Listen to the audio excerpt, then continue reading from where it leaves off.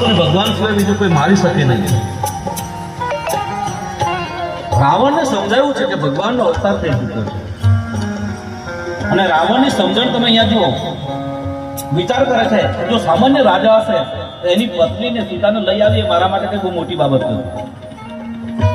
પણ જો કદાચ ભગવાન હશે તો એની સીતાનું અપહરણ કરી એની સાથે વેર બાંધી અને એ વેરના લીધે એ મારા લંકા સુધી આવે અને પછી એના હાથે મારું મૃત્યુ થાય અને તો હું બહુ સાગર કરી જાઉં. કારણ મારો અત્યારે તામસ દેશ છે અને તામસ દેશમાં હું ભગવાનનું ભજન નથી કરી શકતો.